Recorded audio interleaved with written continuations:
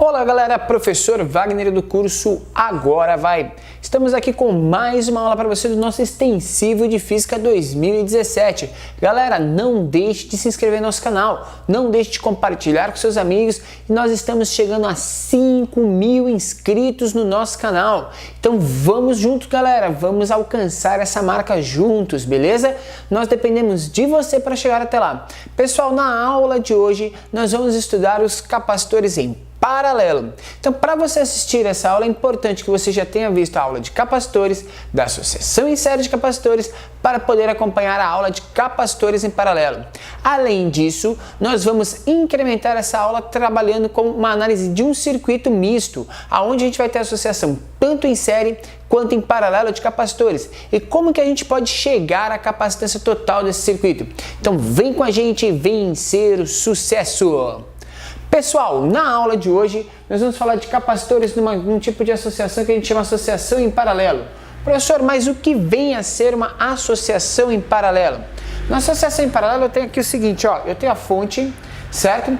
Se eu for pensar no movimento dos elétrons nessa fonte, eu vou ter o seguinte, eu vou ter os elétrons saindo do polo negativo, transitando pelo circuito e até um certo momento que eles vão encontrar uma região como essa. Essa região oferece para os elétrons dois caminhos, certo? Esses dois caminhos a gente chama de nó, essa região. O elétron pode vir tanto para o capacitor 2, como continuar o seu percurso e ir até o capacitor 1, certo? Então ele vai ter dois caminhos aí, tranquilo? A mesma coisa das cargas que são tiradas desses elementos, ok? Chega numa outra região de nó e chegam aqui, se unem e vão até ao outro polo da nossa fonte. Então, pessoal, percebam o seguinte, o que define um circuito ser em paralelo é a presença destes nós, que gera aí dois ou mais caminhos para o trânsito desses elétrons. Tranquilo? O que vai acontecer nesse sistema? Acontecendo nesse sistema, eu falei para você que os elétrons vão vir para cá, então a gente vai ter essas placas carregadas negativamente, e a outra positivamente.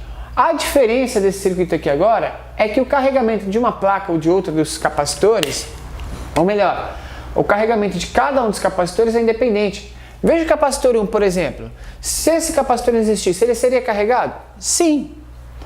Para os elétrons chegarem até ele, o caminho está livre, não tem ninguém atrapalhando. Então, a gente pode dizer que ele chegaria lá de qualquer forma, tendo ou não o capacitor 2.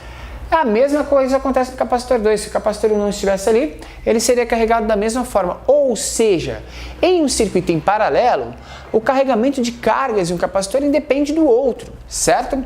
Só vai depender da diferença de potencial. E como cada um desses capacitores está ligado nas extremidades da fonte, o potencial que existir aqui, o U que existir aqui, a voltagem que existir, vai ser exatamente a voltagem que a gente vai encontrar nos terminais das placas deste capacitor, trazendo para a gente a seguinte ideia, que o potencial desse sistema, que pode ser representado por U ou por V, o potencial é sempre o mesmo, ou seja, o potencial total desse sistema é igual ao potencial na placa de cada um dos capacitores, do capacitor 1 ou do capacitor 2. Então guarda essa informação, o potencial é sempre o mesmo, beleza galera? O potencial é sempre o mesmo. A partir daí, a gente pode definir uma outra questão. A quantidade de carga armazenada em cada capacitor dependerá da sua capacitância. Já como ele vai ter o potencial total e ele não precisa da presença do outro capacitor para ser carregado, o quanto de carga ele vai ter vai depender da capacitância dele. Você já lembra, né? Que a capacitância de um capacitor está relacionada à permissividade elétrica do meio vezes a área das placas dividido pela distância, né? Só para você relembrar, beleza? Essa permissividade é a permissividade do vácuo, né? Que a gente chama de 8,85 vezes 10 a menos 12, certo? Volt por metro. Mas se a gente for pensar em outras permissividades, a gente vai ter que multiplicar a constante elétrica. Mas isso aqui foi assunto lá da nossa primeira aula, beleza? A única ideia que eu quero que você guarde aqui é que a quantidade de carga armazenada em cada capacitor dependerá da sua capacitância, não depende do outro capacitor, não neste caso, quando eles estão em paralelo. Então a quantidade de carga total que a gente vai ter no circuito é igual à soma das quantidades parciais.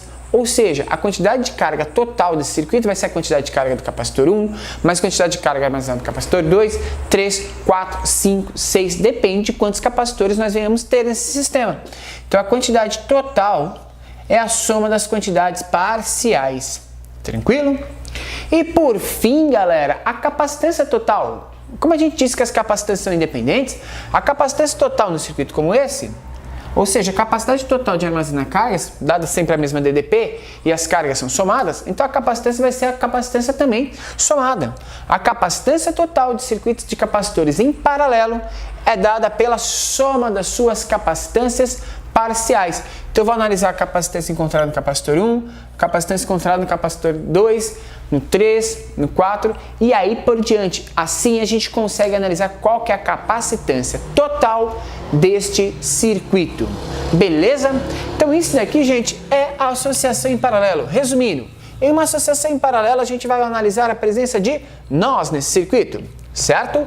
A DDP da fonte é a mesma DDP oferecida para cada um dos capacitores, dado então que a variação de potencial, o potencial elétrico em cada capacitor é igual ao potencial total oferecido pela fonte. A quantidade de carga armazenada em cada capacitor dependerá sempre da sua capacitância. E a quantidade de carga total vai ser, então, a soma de cada uma das quantidades de cargas parciais, assim como a capacitância total será a soma de cada uma das capacitâncias parciais desse circuito. E assim a gente encerra essa aula que fala sobre a associação de capacitores. Na próxima aula, um vídeo extra com a resolução de um circuito misto que envolva capacitores e a gente vai tentar localizar a capacitância equivalente desse circuito, ok? O que é capacitância equivalente? Assista o nosso próximo vídeo, vem com a gente, dá um like, vem ser sucesso. Até lá, galera!